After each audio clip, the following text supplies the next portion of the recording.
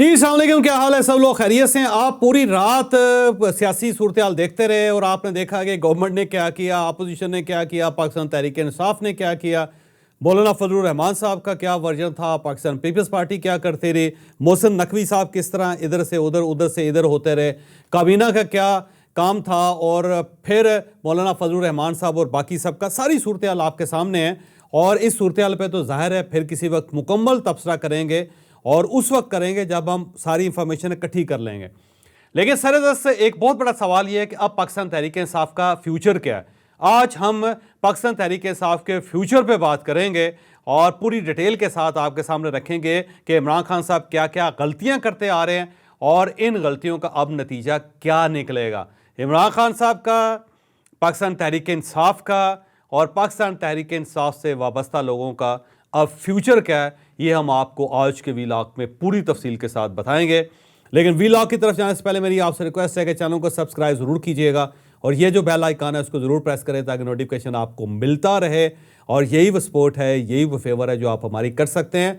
और अगले 10-12 दिनों के अंदर अंदर हमने मज़ीद 40,000 सब्सक्राइबर्स में इजाफा करना है। मुझे उम्मीद है कि अल्लाह ताला की मेहरबानी से, मदद से ये मरहला भी हमारा अबूर हो जाएगा।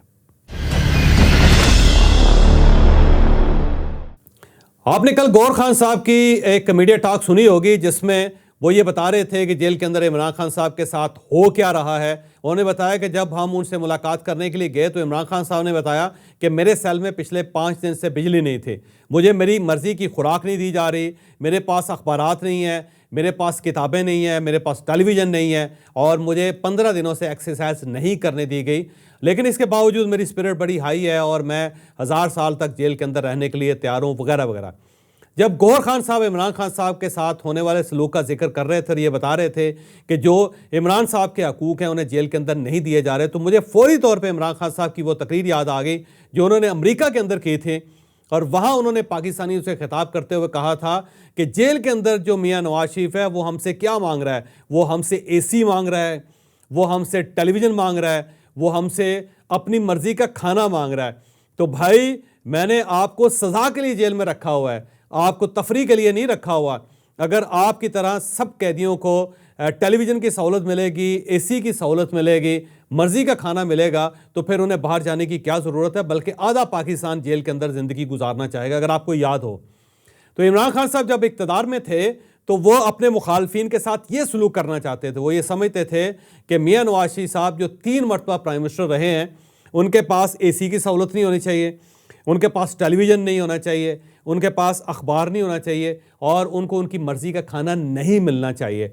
और उसके मुकाबले में इमरान खान साहब एक बार ही प्राइम मिनिस्टर बने हैं, लेकिन उनकी पार्टी और इमरान खान साहब खुद ये समझते हैं कि उन्हें एक्सरसाइज की प्रॉपर सहूलत मिलनी चाहिए। बल्कि जेल के अंदर अगर एक मॉडर्न किस्म का शेप टाइप अगर वहाँ पे एक जिम बना दिया जाए, जो ज़ाहिर इमरान खान साहब के दोस्त ने बनाया था, शेप्स एक बड़ा जिम की पूरी चेन है और वो इमरान खान साहब के एक दोस्त है गोल्डी साहब, वो उन्होंने बनाई हुई। तो इमरान खान साहब की ख्वाहिश है कि जेल के अंदर शेप्स टाइप का एक जिम हो, फिर सारे अखबारात उनको दिए जाएँ और उनकी मर्ज़ी के दिए जाएँ, जिसमें डॉन ज़रूर होना चाहिए। फिर वो टेलीविज़न चैनल्स देखना चाहते हैं और सारे प्राइवेट टेलीविज़न चैनल्स देखना चाहते हैं। फिर उनकी पूरी ख्वाहिश है कि इंटरनेट की सहूलत हो और साथ उनके पास स्मार्टफोन हो या फिर लैपटॉप हो ताकि वो उसके ऊपर बैठ के काम कर सकें और पूरी दुनिया की खबरें देख सकें। फिर उन्हें किताबें चाहिए और किताबें भी उन्हें उनकी मर्ज़ी की चाहिए। और फिर उन्हें खाना चाहिए जो ज़ाहिर देसी मुर्ग, और उसके साथ साथ वो मटन की शक्ल में होना चाहिए और मटन भी वो लेग पीस होना चाहिए। तो वो इमरान खान साहब अपनी मर्ज़ी की जेल चाहते हैं ताकि वो आसानी के साथ ज़िंदगी वहाँ पे गुजार सकें। गर्मियों के अंदर कमरे ठंडे होने चाहिए, सर्दियों के अंदर उन्हें गर्म होना चाहिए, लेकिन अपने मुखालफों को वो ये सहूलत नहीं देना चाहते। दूसरी जो गौहर खान साहब की जब मैं गुफ्तगू सुन रहा था तो उसके अंदर कुछ इंफॉर्मेशन थी। एक इंफॉर्मेशन तो ये थी कि इमरान खान साहब का जो सेल है 5 दिन से उसके अंदर बिजली नहीं थी और फिर खुराक उनको नहीं दी गई, फिर वो बीमार रहे हैं, उनको डॉक्टर की सहूलत नहीं दी गई थी।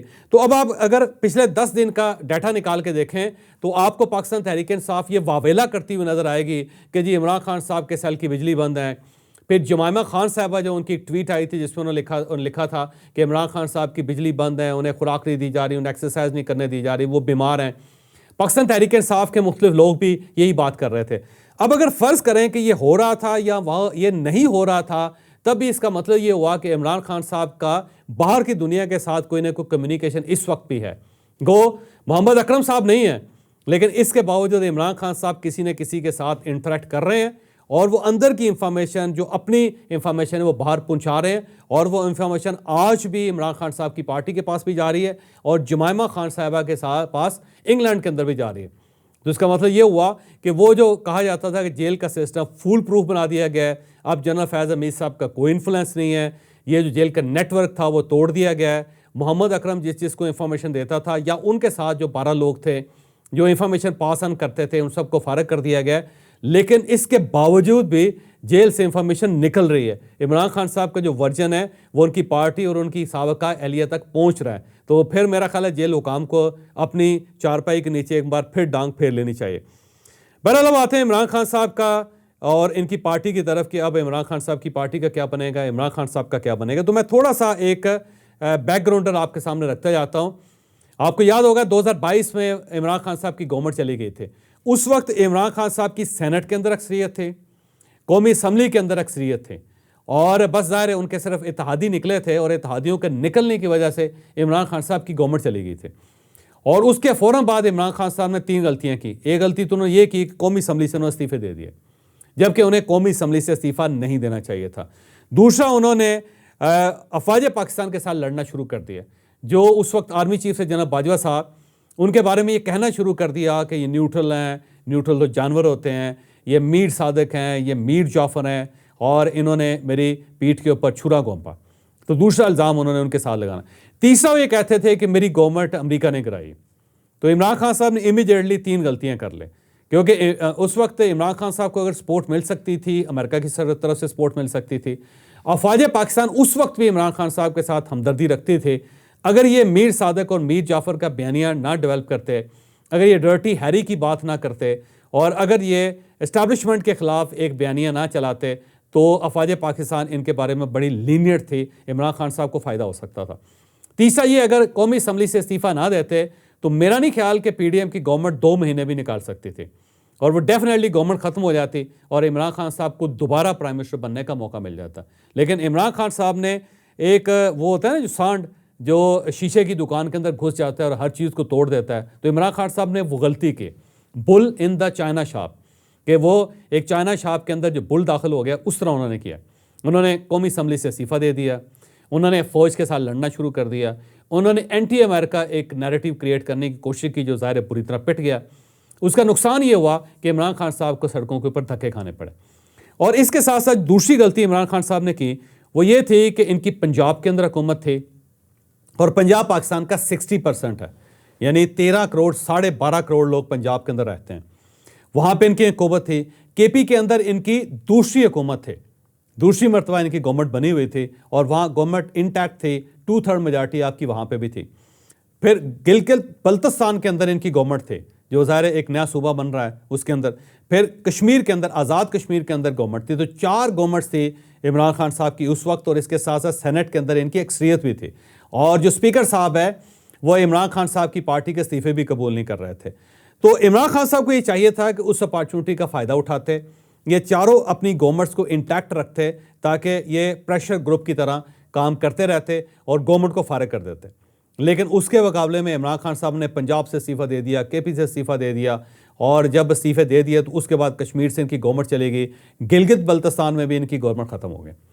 तो उसका नुकसान ये हुआ कि इमरान खान साहब सड़कों पे, अब इमरान खान साहब की सपोर्ट कोई नहीं थी। तो दूसरी मेजर गलती इमरान खान साहब ने ये की।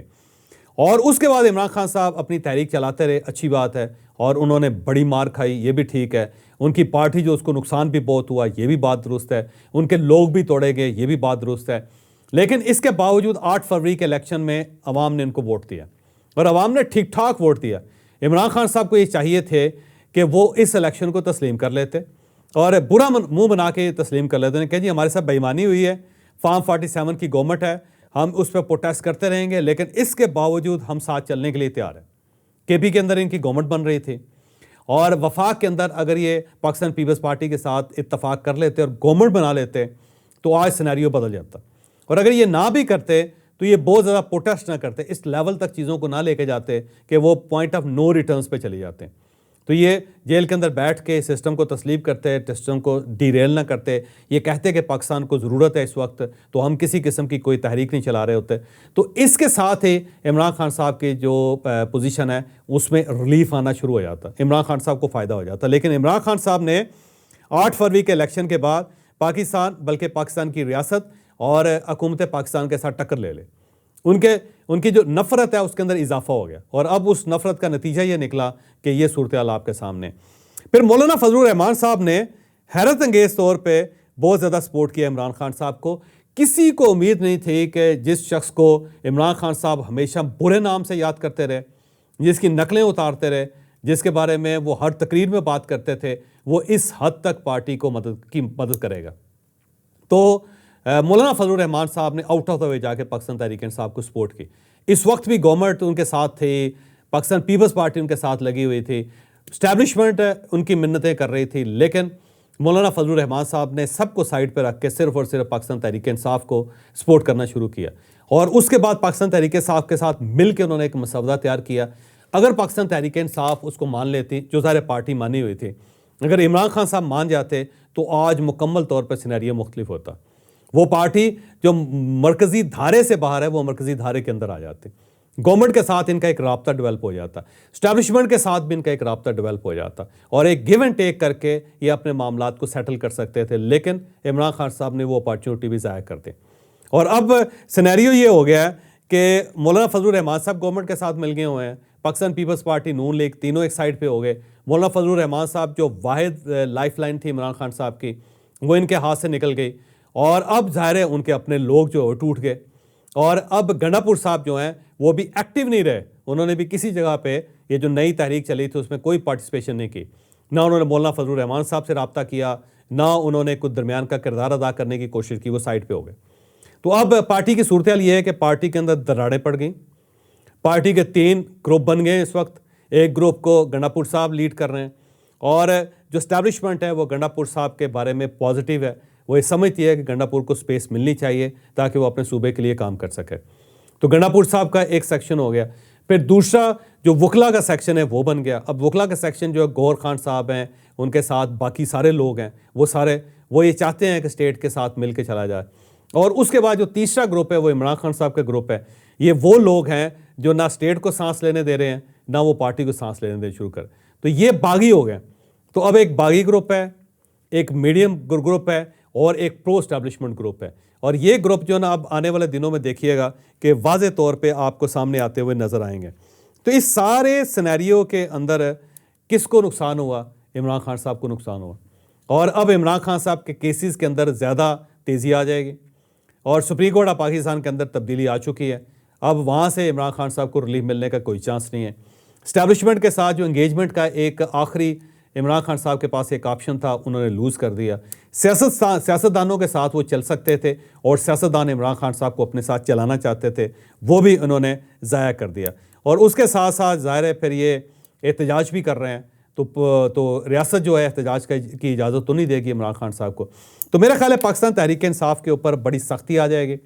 वो लोग जो पाकिस्तान तहरीक इंसाफ के साथ थे, यूट्यूबर, उन सबको अलूफ़ किया जा रहा है, साइड पे किया जा रहा है, वो साइड पे हो रहे हैं। और जो अवाम जो बार बार एहतजाज करती थी वो अब थक चुकी हैं। पंजाब तो ऑलमोस्ट थक चुका है, और पंजाब बाहर निकलने के लिए तैयार नहीं है। तो आने वाले दिनों में मेरा नहीं ख्याल कि पाकिस्तान तहरीक इंसाफ को किसी साइड से कोई रिलीफ मिल सकता है। तो ये सारी इमरान खान साहब की हमाकतें हैं जिनकी वजह से आप पार्टी इस लेवल तक चली गई है कि आज अब इसका कोई सहारा नहीं है। मुआवजे बहरहाल हो सकते हैं, हो सकता है कि इमरान खान साहब का जो आज का वर्जन है वो वक्त सही साबित कर दे, हो सकता है कोई मुआवजा हो जाए। लेकिन जो गिविंग सूरत हाल है इसके अंदर मुझे नहीं लगता कि पाकिस्तान तहरीक इंसाफ का अब कोई फ्यूचर बचा है, क्योंकि जब आप हर एक के साथ लड़ेंगे, इंतहा दर्जे की ज़िद करेंगे और किसी को तस्लीम नहीं करेंगे, कोई लॉजिकल बात आपको हज़म नहीं होगी, तो फिर अल्टीमेटली यही होना था जो इस वक्त हो गया। मुझे इजाज़त दीजिए, अगले व्लॉग में मुलाकात होगी।